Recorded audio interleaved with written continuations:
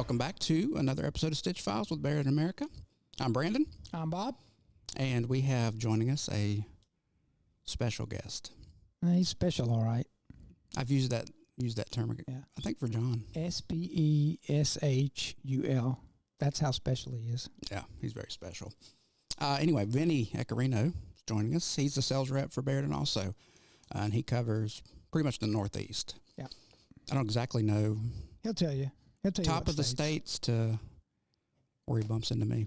The big panhandle. In D.C. The northern panhandle. Is that right? I think so. Is it a panhandle? Well, yeah. If you look at it on the map, Florida's a panhandle. That could be a panhandle. It just depends on which handle? Yeah. Or which. Yeah. Let's go with it. Let's just go with it. Yeah, there. Anyway, Vinny, are you there? I'm here. Yes. Gentlemen. How are you? Good afternoon. I use that loosely. Gentlemen. Yeah, I figured. How's the weather up there in Yankee land? Actually, Yankee and Met land, the weather I actually didn't is ask about the Mets. I said Yankee land. I don't want to hear about the Mets.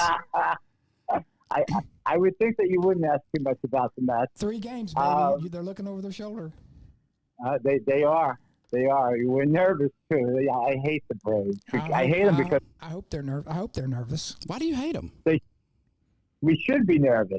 The Braves are always good. I hate the Braves because they're always good, and I never understand it. Is how they could always be consistently good, and then even have like 1 or 2 poor years, and then become great again. I mean, it's frustrating as a Met fan because we probably are good every 20 years for a year or 2, and then, we got another 20 years of a drought. So, yeah, it's that's the way it goes. But the weather here is great, and I was traveling up in Massachusetts this week, and the weather throughout was beautiful. So we've been doing pretty good. It's been nice. A little dry, but it's been good. Are the leaves starting to turn up there? No, not yet at all. It's still like summertime. It was in the mid 80s the whole time. I think today is probably, it says 75 on my computer right now. So, about 75, but 75 to 80, 85. So it hasn't changed at all yet. Everything is real green. How does your computer know what temperature it is? It kind of shows it on the bottom of the screen, believe it or not. So somehow it knows. The computer knows everything. Yeah. Do you ever have your phone, like you're talking, and all of a sudden your phone just answers you? Siri or whatever. My what's the Amazon thing? Was it Echo? Don't ask me. Yeah, we unplugged it because it was doing that. Now it just sits there. I had that on, and all of a sudden, I unplugged it too. It's, what's her name? From Amazon. Just starts talking to me out of the blue. It's like, huh? You had to unplug it. It was way too sensitive. And sensitivity around me, that's not a good thing. All right. So, we kind of wanted to have, basically, you've been in sales for a very long time, so we thought it'd be a good idea to have somebody with a whole bunch of experience in both life and sales. And just kind of go over your, kind of how you got started in embroidery. You don't have to go from being born. Please don't. We don't care about that. When I was born, I guarantee you were a breech birth. It was a full eclipse when he was born. Probably. Well, I was in the garment industry before I came here, and with Gloria Vanderbilt, and the jeans business back then was starting to get very competitive, a little soft in certain areas. Jordache and Calvin Klein. Some of them survived, and some of them have been gone. Vanderbilt kind of disappeared, and I started kind of waning a little bit. So I kind of reached out to a headhunter, and the headhunter contacted me about this company called Meistergram. Never heard of it. Talked to my brother. He said, "Oh no, it's a pretty good name. I've heard of it myself." And I went on a job interview. I remember that the job interview was at the Harvard Club in Manhattan.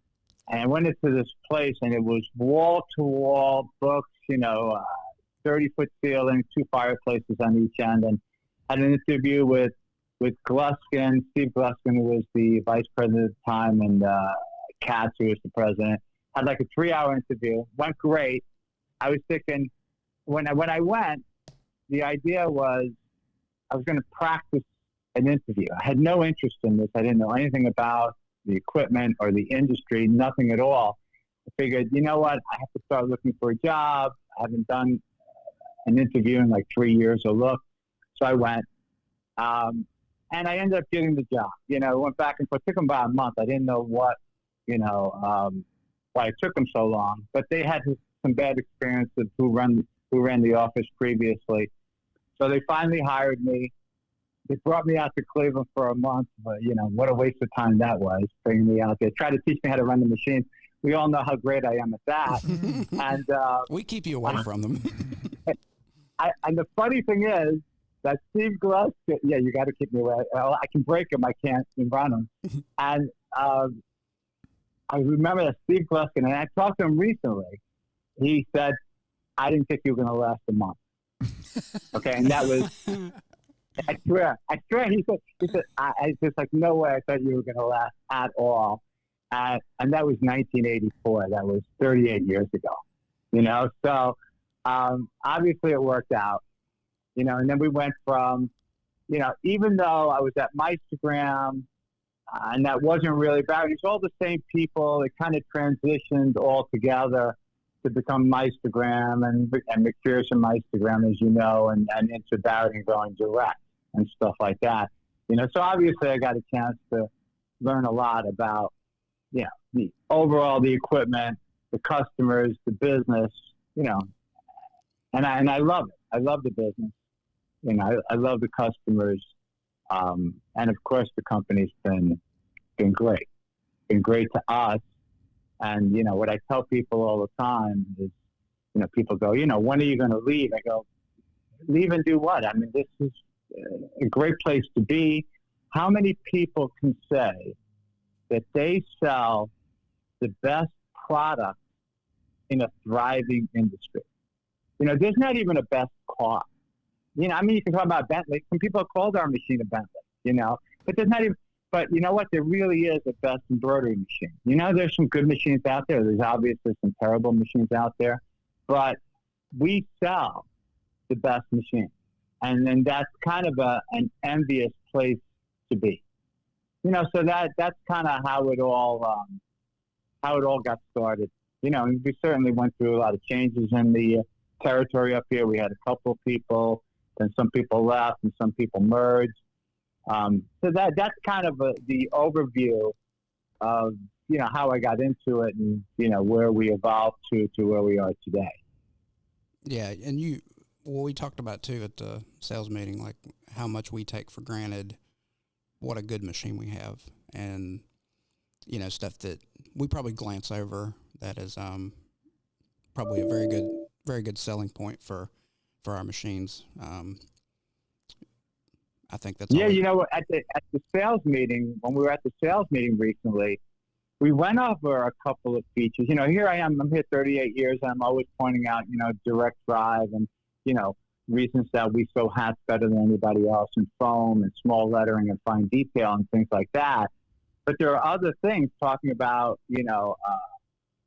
how the machines are overall built and the steel that goes into them, and some other major components of it that we really don't pay enough attention that we really need to stress a little bit more to people, because people don't know. Yeah. You have the people that come into this, especially people that make mistakes buying some of these cheaper machines, and I don't want to get into competitors and names of companies and things like that. We know who they are, but people that come in and they kind of think, all embroidery machines are equal, or, why is this machine better than that? Or why do you think you're better? And we really are, because of many of the things that, go into our machine. Yeah. How heavy duty it is, how much heavier it is, one of the reasons why we have less overall vibration, and it sews better, and it lasts longer, and it will have less problems, is how well it's built, how sturdy, how much heavier. The extra second beam we have along the back of the heads. to give it kind of a balance and the stability and the heavy dutiness of it, the components, and I try to tell people, one of the things I do stress to people, how it's almost like, it's not custom made, but like handmade. We take longer to build our machines because we put so much into it, going from station to station, even though I've never been to the factory and seen it built, but I have a vision of how it's built and how much time and effort to put into it. One of the problems we have with lead time now is, of course, the supply chain issues. That's the biggest problem. But also when we build a machine, the time and the effort and the care that we put into building it, and that's why they last so long. Well, they're one of the few items embroidery machines in general, I guess, that are really hand built. They're hand built. I mean, it takes skilled laborers to put these things together. There's no robots or it's people doing it. And there's so many man hours that goes into each machine, which takes time to get it right. And then they have to be sew tested. So, they just don't squirt these things out over there on a whim. It takes time. Yeah.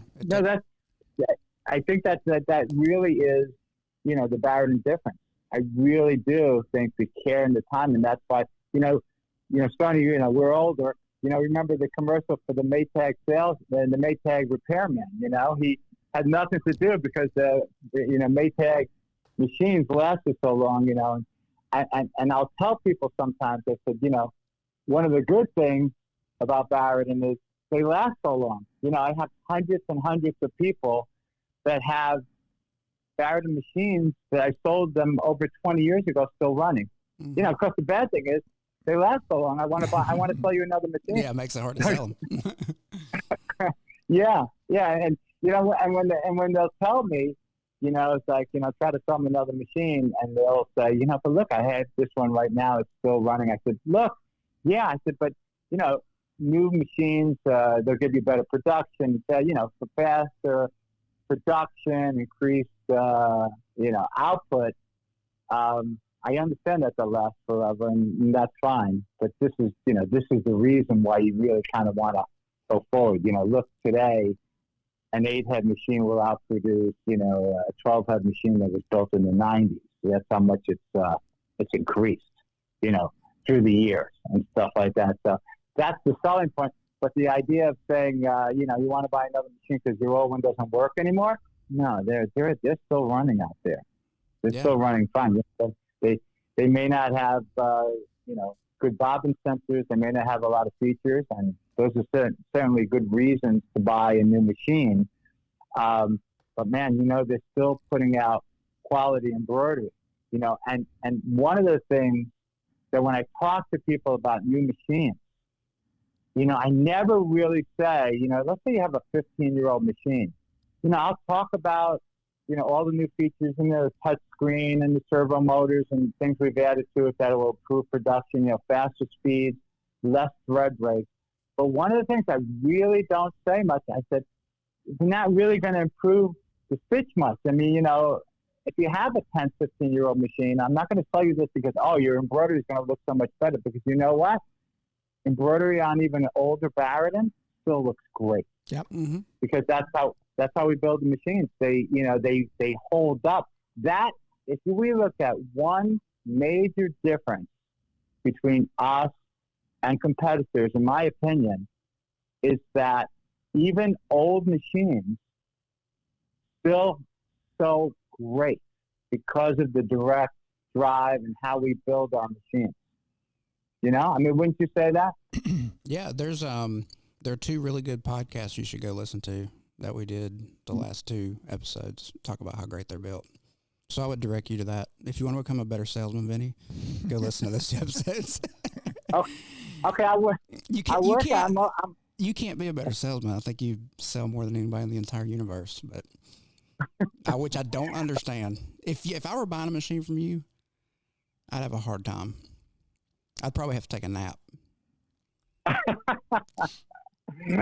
No offense. Wendy used to say, like, I'm the Energizer Bunny. You know, you just kind of turn me. You kind of look. I know I can drive people crazy because, you know, I'm always kind of on and stuff, and I'm always up, and you get me started, and I don't stop. And I know it can be a little wearing for some people and stuff. I know that, but the one thing is, it's real. You know, when I try to tell people in sales, you know, because salesmen, you know, per se, have such a bad reputation. You know, they're kind of like lawyers. They have bad reputations. People think that they're full of crap, you know, that they lie and stuff. And the one thing that I always try to make people understand is I'm loud. You know, I talk a lot, maybe too much. Okay. You know, I'm very self-aware, but I'm very honest. Everything I'm telling you is factual, is actual. I'm not going to lie to you, you know, and that is really how I always want to come across. You know, I had a customer, had a big, I don't want to say an argument. I have a customer that's having a problem because of delivery. You know, we're having issues with deliveries, of course, you know, because getting things out of Japan is taking so long. All the issues getting here, as we just discussed, takes longer to build machines, what we put into it and all that stuff, you know. And his, you know, what happens is it's a big company. You know, they have about 15, 20 machines. And every time the owner gets on him, he gets on everybody else, including it comes over to me. And his owner feels that we've given the reason that it's been so delayed because he bought the machines in March, and I told him 6 months at the time. Because I said, you know what I told people at the show, by the time we got to the show in Atlantic City, I told them 6 to 7 plus months. Mm-hmm. You know, never knowing that the plus was really going to be the key to that. You know, I really thought 6 to 7 was... Emphasize the plus. I put in the plus in a lot of emails, you know, just as a little, you know, hedging my bets a little bit, not really knowing that everything turned into the plus. Forget about the 6 to 7. Most people have taken it well, you know, not easy, but it's. I tell people too is like, you know, these are estimates. Like we're just going solely off of a stock list that, you know, is. I mean, there's no concrete numbers on there. It is a guesstimate and is a moving target. And you just have to be upfront with people. You know, nobody likes to hear it, but we're also not lying to you and selling your machine out from under you or sitting on them in Cleveland. They're just, you know. Well, the other thing too, back in March, we weren't having the supply chain issues. Yeah. You know, that just started in about May or June when we couldn't get touch screens. We couldn't get computer chips. We were really lucky about the first quarter. Those are the block assemblies too. Block assemblies. I mean, we that kind of caught up to us, and Japan never told us that it would, but I kind of figured, man, at some point they're going to run out of parts because a lot of these machines use a lot of the same parts that the auto industry does, especially this touchscreen. That's used in the touchscreen in an automobile. So probably Toyota's going to get them before Barudan does. Yeah. So, and that's, you know, that was something we weren't expecting because we were going, it was getting them here.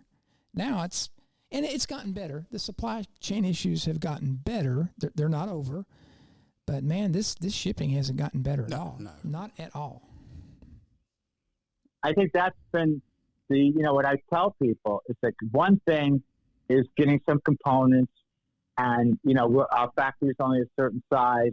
How we put together our machines and our business is way up, which is a good thing, But what's really caused the biggest problem, and as Shin was telling us at the meeting, it used to take 21 days to get from Japan to which I can't believe 21 days. So I say 30 days, 21, 30 days, whatever, to get from Japan to Cleveland. And now that's 3 or 4 months. Yeah. That's a tremendous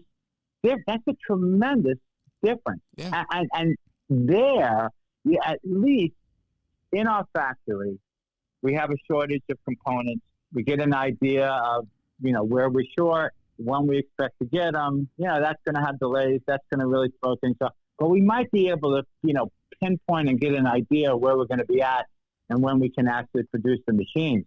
But we have no control once the machine is built. And then we got to get a container. Mm-hmm. And then we got to get a ship. And then that ship never comes directly to the States, goes to Singapore. Stoney, remember we were tracking Legacy's yep. 3 machines? Oh, my God. I go to Kevin. I go, okay, look. I said, Paige is a really serious guy. He's a great guy. He's a serious guy. I don't usually talk to him directly. I don't need to. Only time I talk to him is if there's a problem, and there's very few problems. He's like getting annoyed. Where are his 315 head machines? Kevin, can you track it? Okay, sure. It left Nagoya. It went to Singapore. It went to Singapore? Yeah, it went to Singapore. Okay. Then it went back to the Tokyo Harbor. I said, wait. Isn't that also in Japan? Wait. Nagoya's Japan, right? It left Japan, went to Singapore, back to Japan. I go, really? I go, why did it do that? He goes, I don't know. Do I drive the ship? I have no idea. I said, okay, Kevin. So where is it now? Because it was right around, and when I asked him this, it had just got back to Tokyo, I think the day before. I was asking him this, but so where is it now? He goes, they put it on another ship. I go, then I felt like it was an Abbott and Costello, who's on first kind of thing. Really?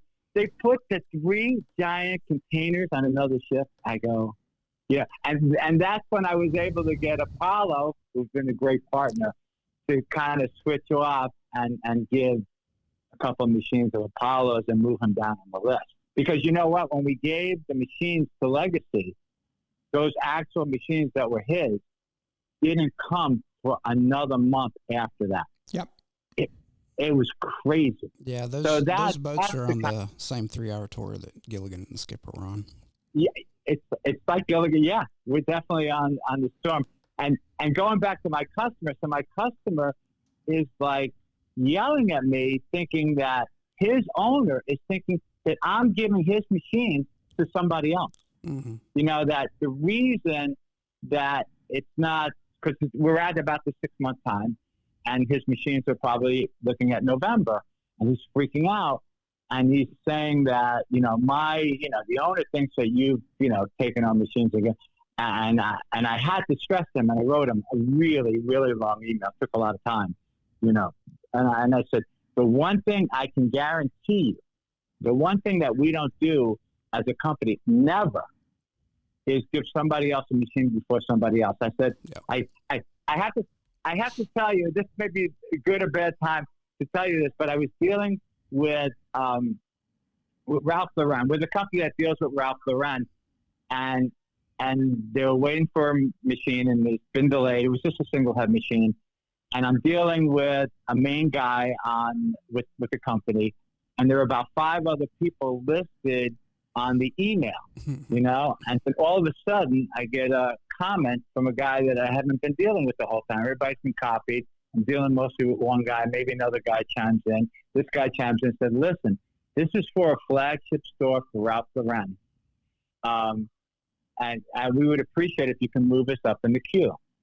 And then his phone number and everything was from England. So somebody, probably a top guy in the company there. And my response to him was, I will do everything I can, get you your machine as quickly as possible. And then after that, I really didn't do anything else because I couldn't do anything else. Because I know that if I went to Mr. Bob Stone and I said, Bob, this guy is telling me we need to move up in the queue because they need it for this and that Bob would tell me, I'm sorry, cancel the order if that's the way it is, because that's the way Bob is. Acoustic asked me, when they ordered they were going to order the 16 CO1s, and they actually ordered 20. Awesome, right? And the vice president, and they're super, super people. I was just there this week. They're fantastic partners. They're great. So, and the vice president goes, listen, you're telling us 6 months. At that time it was about 6 months that we were looking at. It was pretty accurate. And he said, we're acoustic, we're Titleist, we're the biggest golf company in the world. Is there any way, we're going to buy 16 machines, and is there any way you can turn 6 months into 4 months? And I told him, I said, Paul, I said, listen, we really appreciate your business. You're fantastic. You're a great partner. I said, but if a person ordered 1 CO1 and you ordered 16 CO1s, and that person ordered it before you, and you told me, listen, if I can't get it before this person or that person or whatever, and if I went to my boss and told him that, he would tell me, don't take the order, cancel the order, because that's how we do business. Yeah, and it's right. Well, yeah, it's just being fair. I mean, if somebody's on the list, it should go in order. It's the mom and dad, the mom and pop, who buy the least expensive machine and buy one, and they put it in their garage, and they're starting their business. They are just as important as that company buying those 15 machines. And I truly mean that. You have to treat every customer exactly the same. Doesn't matter how big they are or how small.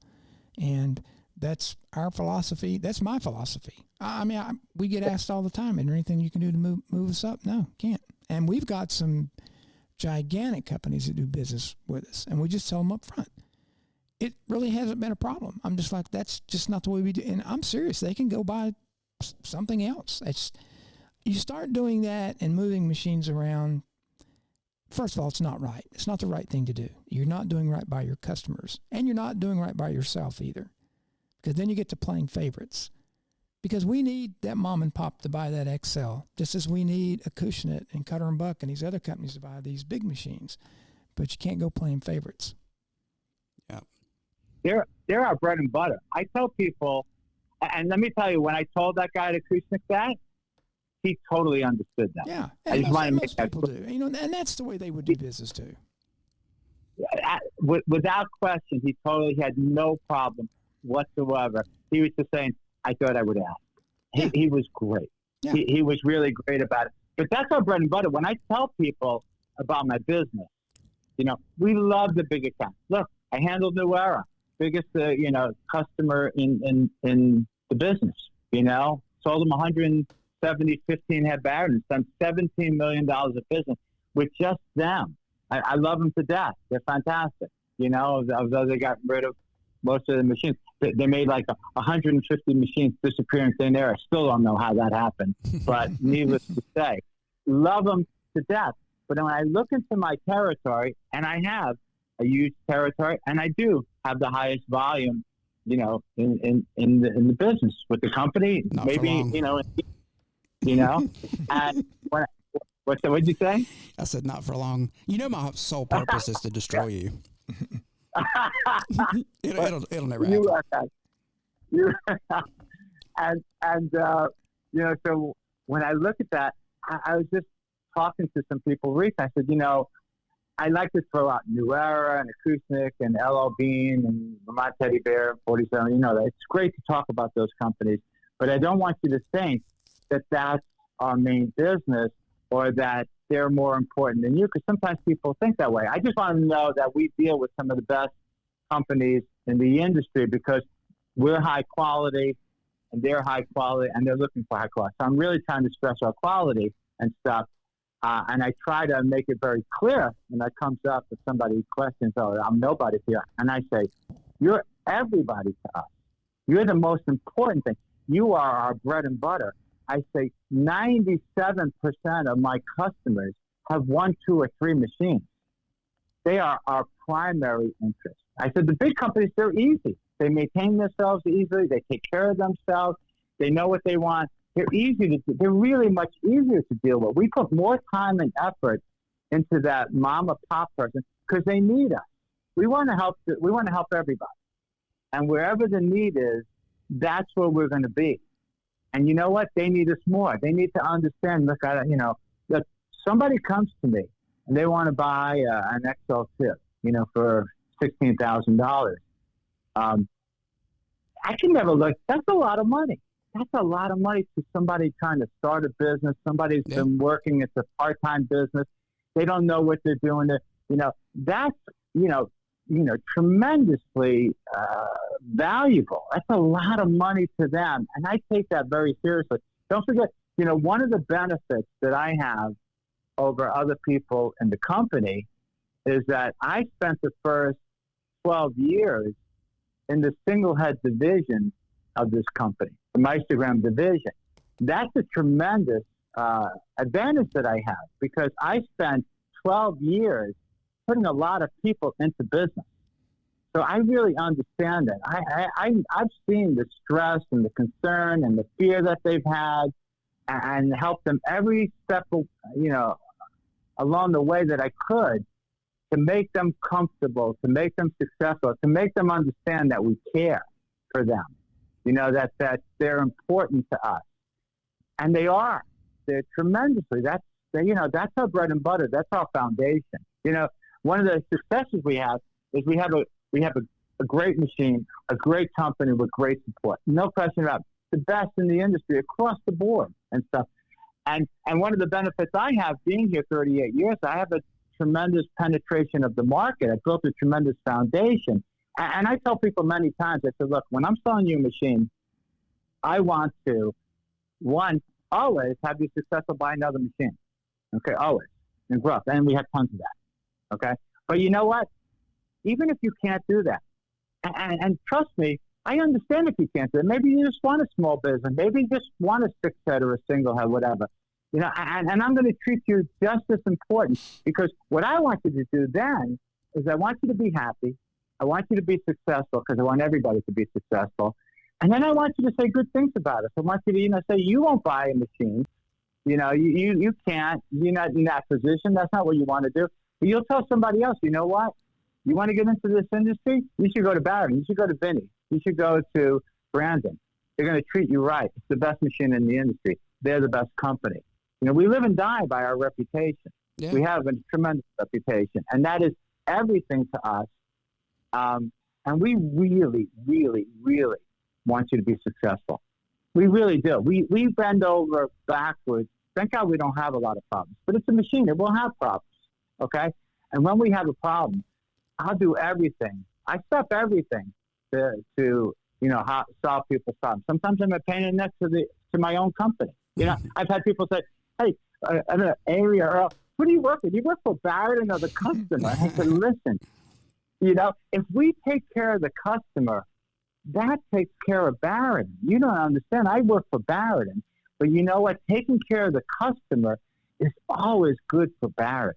Yeah. Always, So because sometimes I'm like, come on, let's send out a follow-up call on this, or let's do this, and you know how I know stuff. So yeah, I've been put in my place too, because I feel like I pester people sometimes, but that's okay.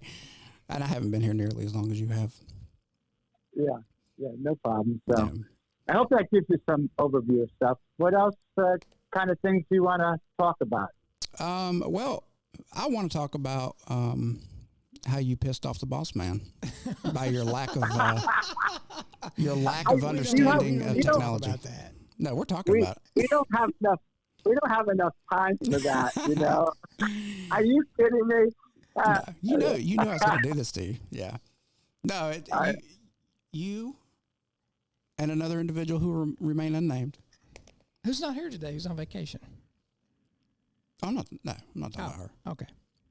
We're the last to conform to the computer. I like that word, conform. You will conform. I had on a T-shirt yesterday.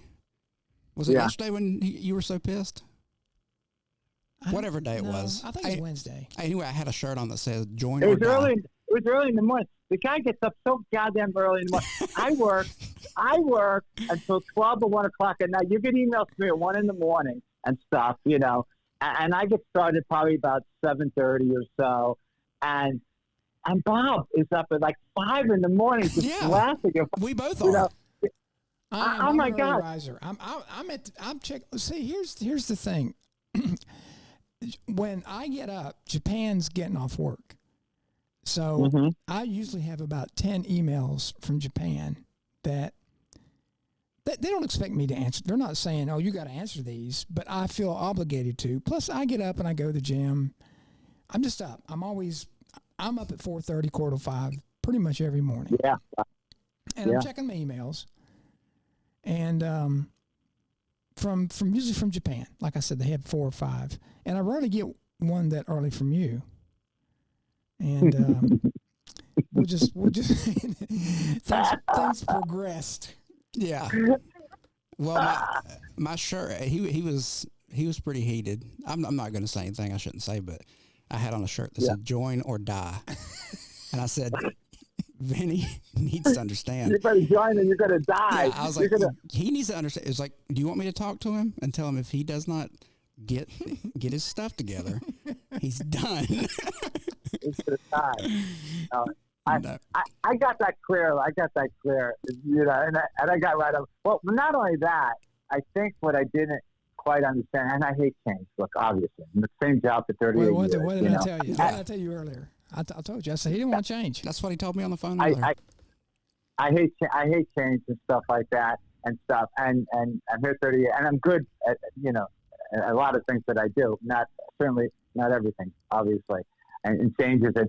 But when he stressed to me, and I hadn't really realized it, okay? And when he stressed to me how it made Jamie's job tougher and that she was upset, Jamie is fantastic. Jamie really, she is just, you know, it's so funny when when she got hired, you know, she typed everything in capitals and she misspelled things and stuff like that. And you remember that, right? And you got stuff initially from her and you go like, boy, and Wendy was so precise and crazy like me also, you know, and she's like, you know, you wondered, man, it's like, that's not really how you want to answer everybody, because it sounds like you're yelling at them. You got to realize she is 90% of the time. Oh yeah, she is, but you don't want them to know that you're yelling at them at least, you know. So you can't just lock in those capitals. So she's, you know, doing that and misspelling some words and stuff like that. And you wondered, like, man, I hope she's going to kind of like, you know, evolve a little bit. Well, evolve. She's fantastic. Yeah. I mean, she's got a hard job dealing with these trucking companies. It's especially now.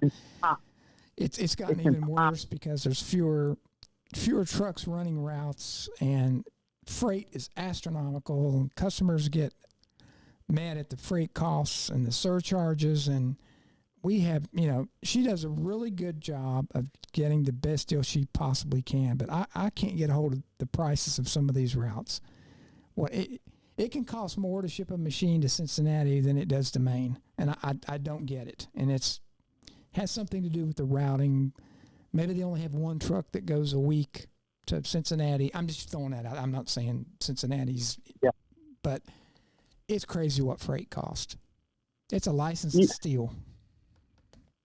Yeah, and you're at their mercy too. They're live. Let me tell you, I get a quote from her, and to Manhattan, to a single head machine to Manhattan or New York City, anywhere, and say $950. So nobody wants to go there. No, and then I get a quote, a 6-head machine to like Albany, New York, $900. And I look at it, I go, Jamie, is that $900? And then, you know, that's kind of low bar, and most of them are not that cheap. But I got like this, like, look, I go, $900 for a 6-head, and was further away from Cleveland than New York City. So maybe it wasn't Albany, or wherever it was. I said, like, $900 for a 6-head, and then $950 for a single head to Manhattan. I remember that distinctly for somebody. And then on top of it off, I'm quoting somebody on a 6-head machine someplace, and I go, you know, for one, you know, he may get 2. Give me a quote for 1 and for 2. Quote come back the same. I go, wait a second. So the quote for 1 6-head is $1,500, and the quote for 2 is $1,500. So is it 15 twice? No, $1,500 for 1. For 2 6-heads, the same price? Yeah, but not always. Sometimes, and depending where, it's like, I just had that problem with my customer that we talked about. That one of the problems that he had is the Shoreline. Whoever they got to deliver it, it was like a father-son, rinky-dink independent that they put it on.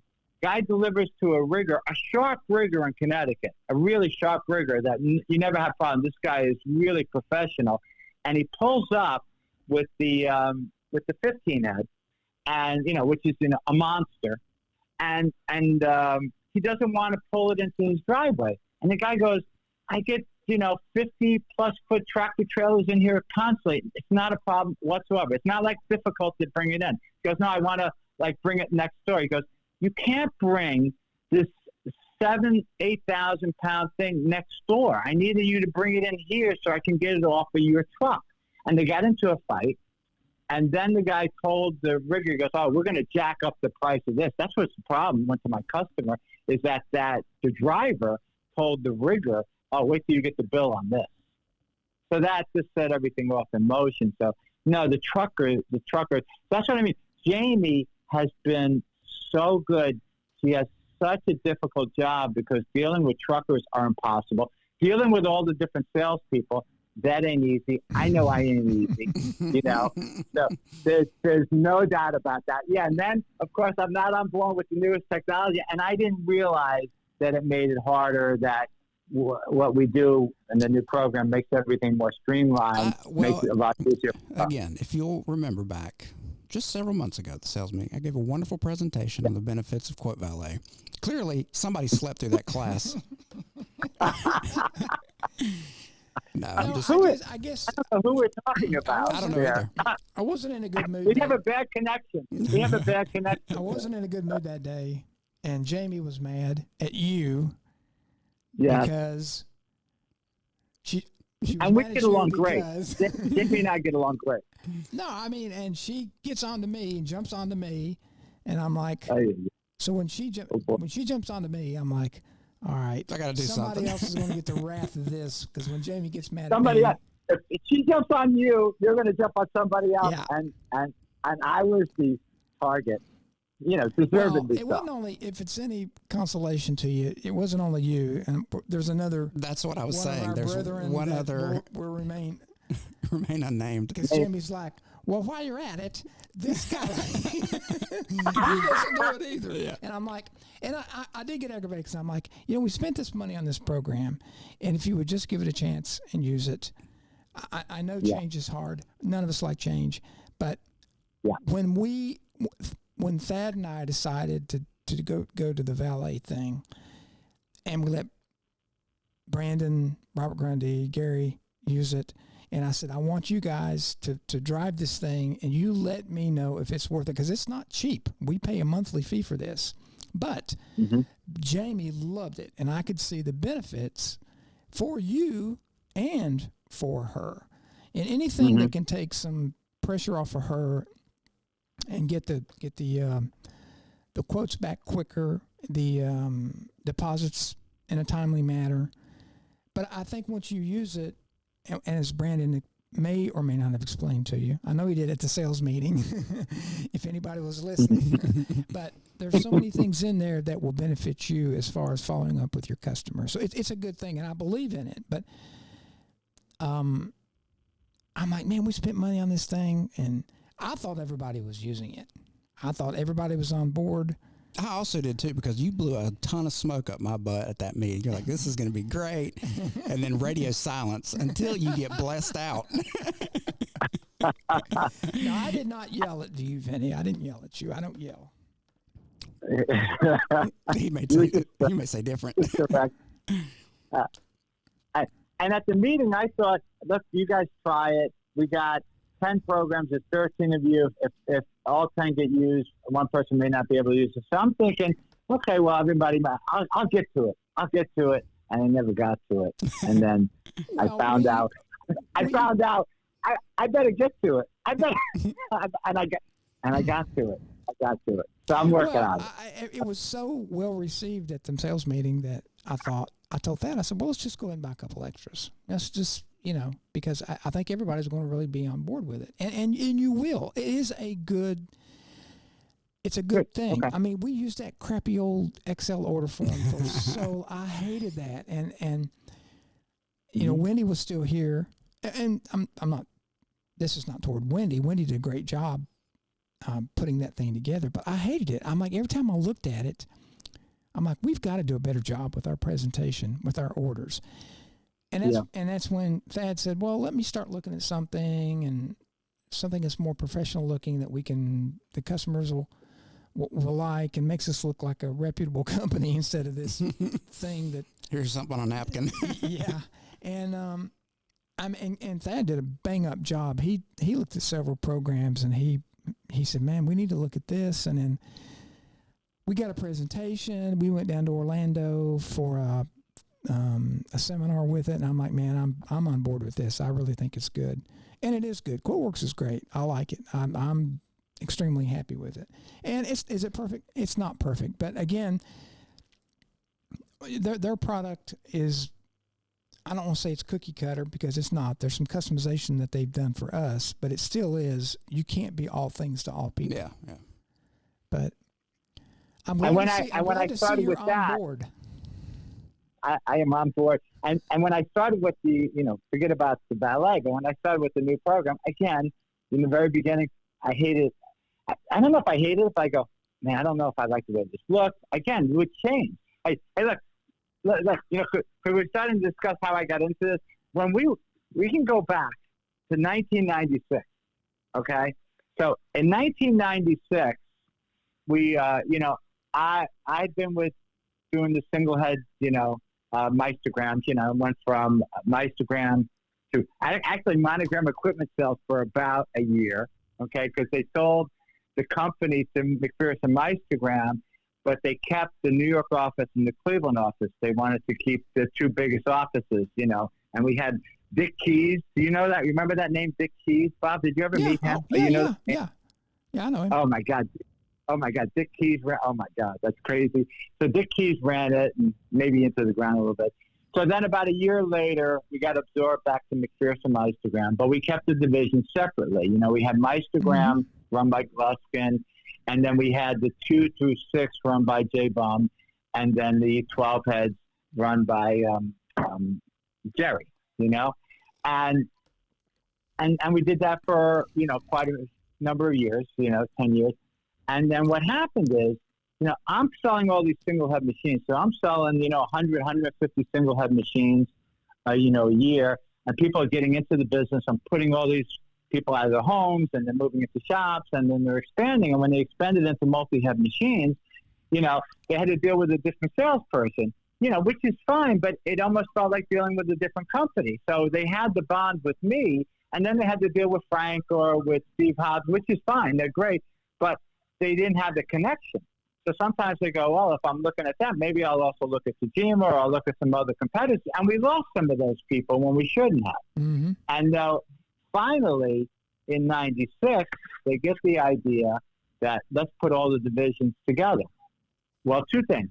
One, when they did that, I hated it, okay? Because I had my 12-year selling tons of machines. I love my customers. I'm putting all these people, and I had a huge territory, same territory I have now. Got it all back. And, you last long enough, you never know what's going to happen. So I did huge territory. You die. Well, you last long enough, then you're correct about that. Yeah, so you want to last long enough and die a little later. But I remember, and then we had 4 salespeople. This is the funniest thing. Add a little sideline. So we had 4 salespeople, and so we had to break down the territories, which we did. Well, we were trying to decide, we had to break them down, and we had, Hobbs, Cyril, and me, and Will Griswold. So we go, okay, let's see. And that's some pretty good salespeople, except no knock on Will, not a great salesperson. So, a good guy. So if he ever hears this, but out of the 4 of us, certainly the weakest salesperson, I hope I'm not talking out of line. Maybe you have to edit it. But, no chance, buddy. We don't edit. But what we do is we split up the territories, and we make Will the boss. That's what I love. We take the weakest salesperson, and we made him the boss. He became the Northeast region. It was nice that Barudan didn't want to get rid of anybody, but that was always, I thought, always very ironic that he became the boss. And we don't have enough time to get into a lot of other stuff about that, But I have to say, okay, what I really meant to say is that in 96, when we did that, I hated it. I hated the change. And you know what? It's the best thing that ever happened. It was right. It was so right. It absolutely was the right. We should have did it so much sooner. It made so much sense. Because even not just me putting people into business and then sometimes losing some of them. But Cirillo would be selling 12 and 15 heads, and Hobbs would be selling 6 heads. They would go to the same customer sometimes, and one would say, Hobbs would go, don't buy a 12 head, buy 2 6 heads. That's 12 heads. And they would actually compete against each other. Oh, I know. I remember. I was on the software side back then, if you remember. So exactly. I was sitting back eating popcorn, watching all this unfold. I wasn't on the machine side. And I'm like, man, this is going to be fun to watch. I remember we went together to sell some software in a number of places. We worked together on stuff like that before you came into the fold and took over. But you sound like a dictator. Well, hey, I finally got rid of everybody that I wanted rid of. Now it's all me. Hey, you were almost on that want to get rid of list, man. Oh, come on. Now. I'm just kidding. Vinny knows I'm a fair person. He knows when I'm mad, I'm mad. I don't bother anybody much. Vinny, if you knew how many times I've made him mad in my life on Earth. Well, I've been around you for 40. Ever since I was born. Yeah, 41, 40. How old are you? 42? We don't talk about that. Whatever, but I don't get mad too often. But and I hate it when you get mad. Oh, you don't know. I do know. I do. It really affects me. You got if you think, I wonder if I'm getting across to him. Bob, let me make it very clear. You're getting across to me. When you're mad, trust me, I know it, and it affects me, really. I hate it. And you know what? Let's be honest. It happens very seldom. No, because you are fair. Look, I get along well with everybody. I don't get very mad. I don't. It's very rare. Maybe once a year, you and I will. And it's nothing personal. It's never personal. I mean, it's not like you're going to lose your job or anything. It's just like, you guys are like my kids sometimes. You know how you get mad at your kids? Some of us are. Why don't they? Well, yeah, some of you are. That's exactly. Why don't they get this? Why can't I get this through their thick skull? You love your children more than anything. And I love you guys, not more than my kids. Take that, Vinny. But I do. And you guys know I'll do anything for you, go to bat for you. But every now and then you're just like, this idiot, why don't he get this? And we've done this. And I've said the same thing about my boys when they were little, And I feel like that's how I feel. I feel like a little kid, and you're the dad. There's no question. That's exactly how I feel. I feel exactly that. Don't make me spank I think I'm a little older than you, but that's exactly how I feel. I want you to know. So it's working out, and you're 100% right. How could you work together? How many years have you been here now, Bob? 20. I started December 9th, 1993. So what is that? I'm coming up on 30 years. Yeah. Yeah. So how can you work together with people for 30 years and not get into fights with them, even if you love them? I will tell you. I will tell you this. I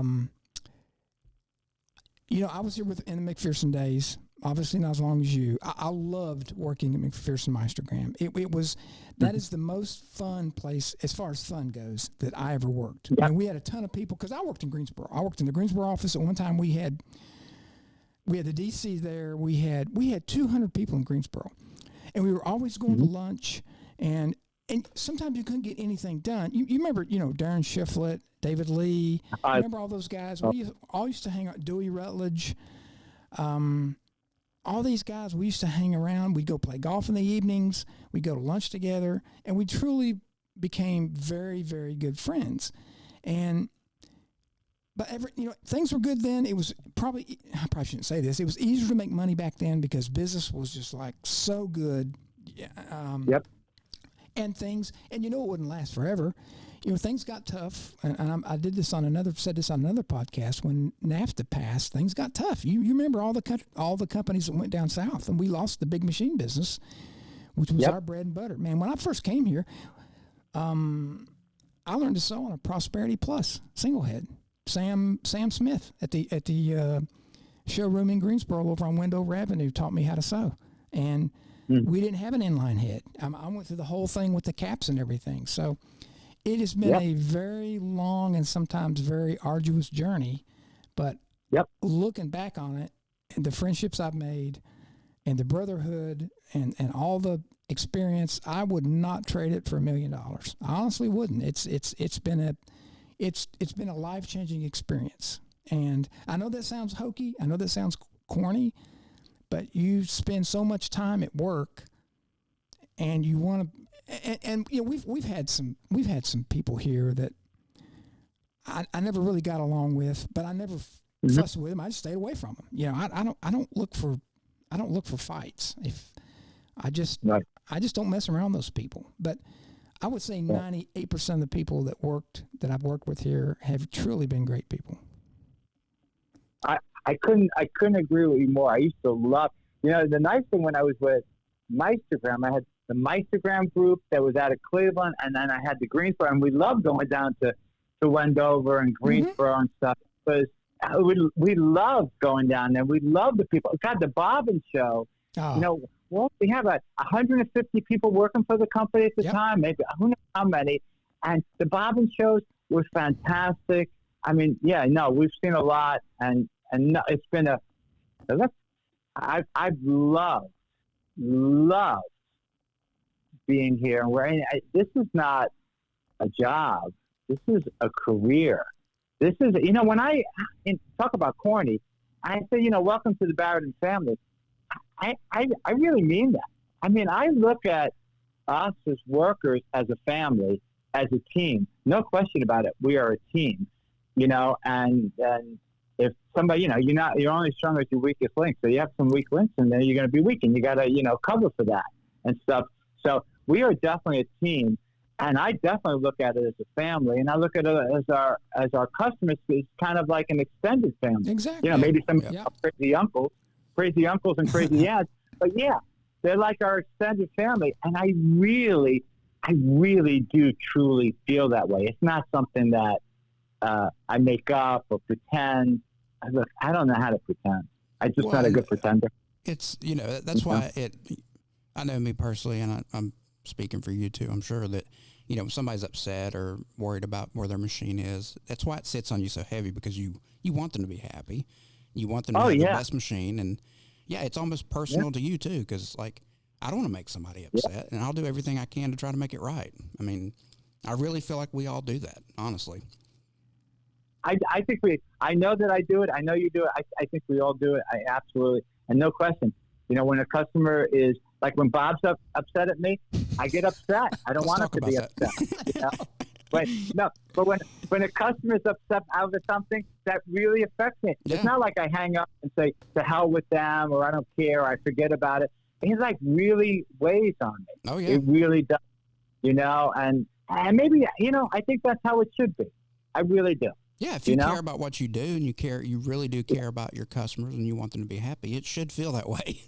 Well, I'm proud to work. I'm proud to work for this company. Number one, I always have been. I've been proud of the product that we sell. I'm proud, and nobody cares about embroidery. Nobody even thinks about it. I mean, when I came to work for this company in '93, I didn't know what an embroidery machine was, and I'm like, I'll do this for a little while and I'll quit, because who wants to do this?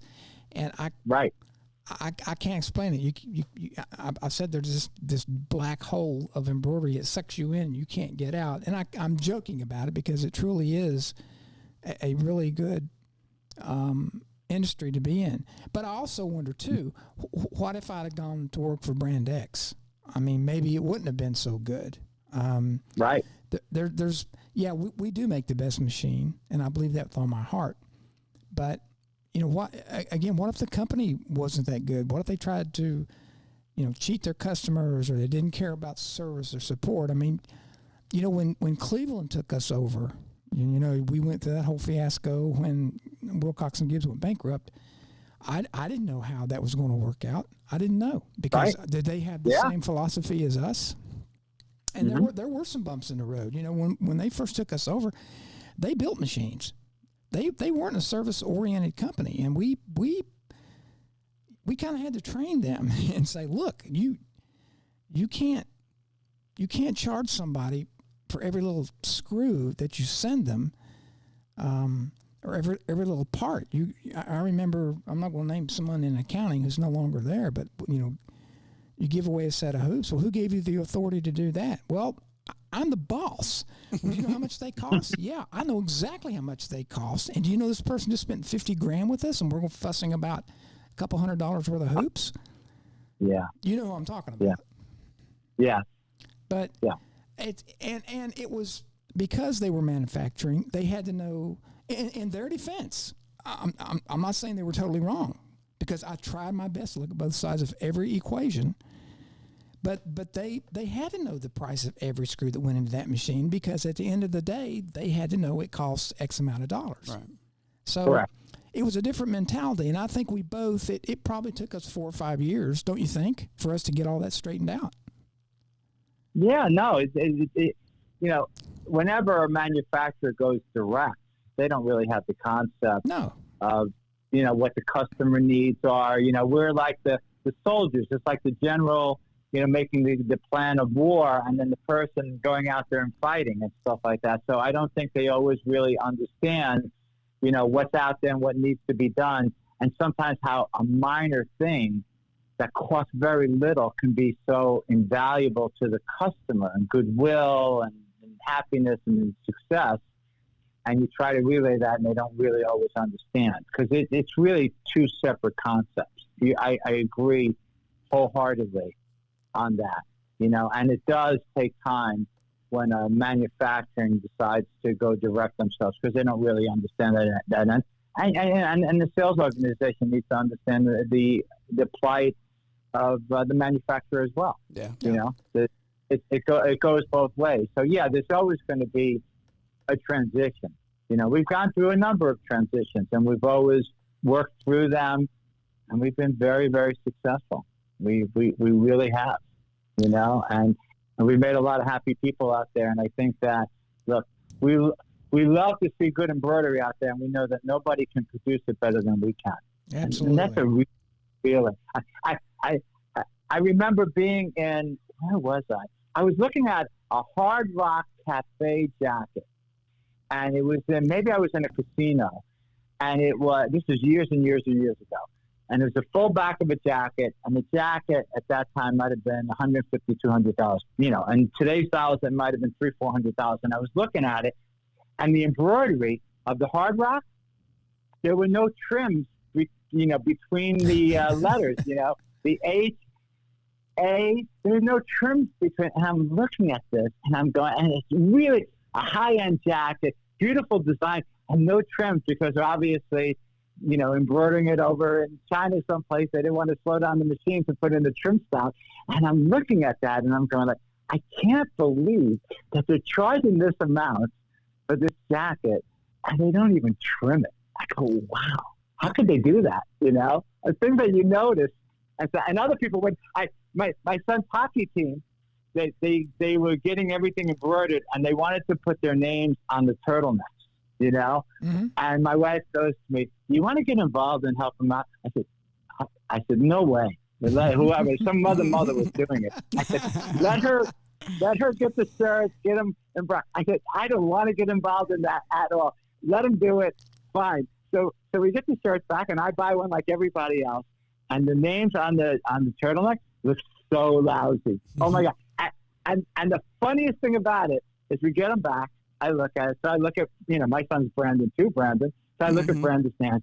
I go to my wife. I go, man, that looks so lousy. And don't forget, I met my wife through the company, like many other people. She was my customer service rep. So talk about family. When I talk about this company, not only has it been my career, it was my wife and my whole family. I met her, in 86 in there. But I get this embroidery back, and I said, it looks so shitty. Excuse my French. It looks so lousy. And you should have heard the team. They go, "Oh man, that looks so great! Look, we got our names on it." It's amazing how we look at it, and how just the idea that they had their names sewed on got them so excited and happy. All the mothers loved it. The kids loved it. The embroidery was so lousy. It was amazing. Most people don't know what good embroidery looks like, and it's amazing if somebody has like Brand X machine and they think their embroidery is really good, and they get a Barudan, they'll be like, "Oh my goodness, I had no idea what good embroidery looked like." That happens all the time. All these people that that happens so much. They go, I had no idea the difference. Oh my God, what a difference! The quality, no thread break. I mean, yeah, I hear that so much, and that's a great feeling. I travel, so I was out all week this week from Monday to Friday. I haven't been traveling as much through the pandemic, and I'm getting out more. And I'm trying to, I try to see 10, 15 people. And sometimes it's in and out 5 minutes. Sometimes I go and the guy's not there, whatever. I try to see as many people along the way, And I tell you, I go out all day and I get so much love. It's amazing. People are happy to see you. They love their machines. They're doing well. I can't tell you. I can't think of a bad remark I got all week. I think I had one place that had a machine problem. We kind of went over that. And even them, they weren't terrible. And we kind of went over it, and there were some issues that we can work through, and we'll get it resolved, But, and I tell people, I said, all I do is get love. My head's going to swell. It's like going to fall off my shoulders. I'm just feeling, so full of myself and the company and everything, feeling so good. I come home in about 15 minutes, my wife yells at me, straightens me right out. Yeah, brings you back to earth. Right down to earth. It's like, I spent 4 days of love constantly. Come home and like, you didn't do this or that, whatever. So yeah, that's called life. Yeah, that's how it is. That's how it is out there. All right, buddy. Well, we've kept you long enough, or you've kept us long enough. One of the two. Yeah. But I do appreciate you coming on here. We've been talking about it for a while. Yeah, it was just it's good to get you on. What day could we stay awake the longest and listen to Vinny talk for an hour? I think your perspective on things, the industry, our company, I think it's a good idea for our listeners and our followers to kind of know. And I'm big about what Barudan is all about. Anybody, I've said this a million times, anybody can sell you a machine, shake your hand and say, don't call me unless you're ready for another machine. But one thing I've always stressed, and it's been my philosophy, and it is with all of you guys, and I think we've put together a really, really good team of salespeople, is how seriously you guys take this and how much you want to do for the customer. Because, man, if we don't have customers, we're kind of screwed. So yeah. And one thing, I'll add this in there too. When Brandon expressed interest in working here, I was kind of taken aback. I remember when we first had a conversation, I didn't take him seriously, and then I made the comment. We were at a birthday party or something, and I said I need to find somebody. We were at the gym. That's what it was. And you said, well, what about me? And I'm like, are you serious? Because Brandon's a physical therapist, and I'm like, do you really want to get into this? And I think that he knew that I liked my career and I was happy with it, and we had a really good company. And I think he wanted to be part of it. And I got to thinking, well, why not? He and, well, you probably don't know this, but he and his brother threaded every bob and show machine. Yep. When they were what, 12, 13, something like that. I don't. They would work. They would work at the DC in Greensboro, and I remember Colin Brandon. All the 30 heads that we used to take, the 20 heads, pretty much every machine they would thread them. No, I had no idea. Yeah. First time I've heard. So I've been around a long time, Vinny. Yeah, he's been around longer than. Yeah, you're old. Yeah, Brandon, you are. And now I'm changing my whole perspective. You're old. Yeah, well, I agree. Yeah, I think about that every morning when I try to get out of bed. Oh man. Well, I appreciate you, Vinny, too. Just personally, whenever I started working here, you were really helpful, and always open to questions, and I appreciate it. I don't know that I ever told you that, but I'm telling you now. Well, no, thank you. I'm glad that you feel that way, and I feel the same. I think that like we've been saying all along, we're like a family, and we work together, and whenever I have like a lead come through, and they say, I can't tell you, you're in somebody else's territory, you're in Brandon's territory, in Gary's territory, but they'll take good care of you. But never hesitate to give me a call, even though they're your salesman. I'll always answer a question. I'll always help you out. You can always call on us because we all work together. We're a team. Yeah, I so agree. It's not like handing you over to somebody else. So I think we all feel that way. So yeah, this has been. Go ahead. Brandon, you said this was going to be fun, and this was fun. Again, I hope I didn't talk everybody's ear off too much. No, it was really good. And again, I think it's very enlightening for people who listen. It kind of a little backstory on who we are. And again, you're not just buying a machine from a company that's got a bunch of cold robots. I mean, we're people. We care, and they're not very many of us. No. I mean, and that's the thing I like. I've said this too. I mean, people get tired of me saying this. We don't sell the most embroidery machines in the world, and I'm proud of that fact. I want to sell the best. We're not out there to make as many as we possibly can, and that's why the people that are sticking with us and waiting on their machines, if this is your first Barudan, you're going to love it. I know it. I shouldn't say this, but it's going to be worth the wait. It will be, because you are absolutely going to love it. And to the people that are sticking by us, that have bought their second or third or 15th or 20th, we appreciate it, and thank you. But what you've got, and to go buy something else, it wouldn't be the same for you. So, and I'm not being cocky about that. I am very appreciative of people sticking with us. This will get better at some point. I hope we get back to some sense of normalcy, but trust me, we take this stuff seriously, and we want you to get your machine as soon as you can. So, yeah, I agree. I concur with all that. You're absolutely right. So and Vincent, thanks, guys. We love you, buddy. We appreciate you. Thank you for the job you do. And call me whenever you're having trouble with Quote Ballet. Yeah. Hey, you're gonna hear some calls. Listen, he's really good on it. I'm proud of him. He's taking it by the horns, and I call him the expert on it. I was the first man on the moon for Quote Ballet. Yeah. You got it. Look, thanks for inviting me, Brendan. I will take you up on that. Yes, I sure. mean it. I mean it. Questions on it. Anytime, dude. Anytime. Have a great holiday weekend. Again, thanks. Good talking to you guys. And let's touch base next week. Yeah, okay? We'll see you soon enough. You got it, man. All right, buddy. Take care. See you, man. Bye. All righty. Well, we kept it to a reasonable amount of time. Yeah. That was good. I don't know what that thing's doing. Some kind of countdown. It's not going to blow up, is it? I don't know. It just started, there was something purple that came up I've never seen before. Uh-oh. Okay, anyway, yeah. Thanks to Vinny, and I hope you guys get something out of it. Just get somebody else's perspective and their, basically their path into Barudan. I don't think anybody you don't choose to sell an embroidery machine, or you don't choose to work for an embroidery company, because nobody even thinks about it, other than maybe your grandma has an embroidery machine in her kitchen that she bought from J.C. Penney or Sears. Did I sell them? I don't know. I might go work for them. But yeah, it's and this whole thing, me mad at Vinny's. It's a joke. It's a joke. I told him I was bringing it up, so it wasn't like he was blindsided. I thought it was hilarious. He did get my feathers ruffled a little bit. Anytime you're pissed off at somebody, it brings me so much joy. Was I that mad at him? No.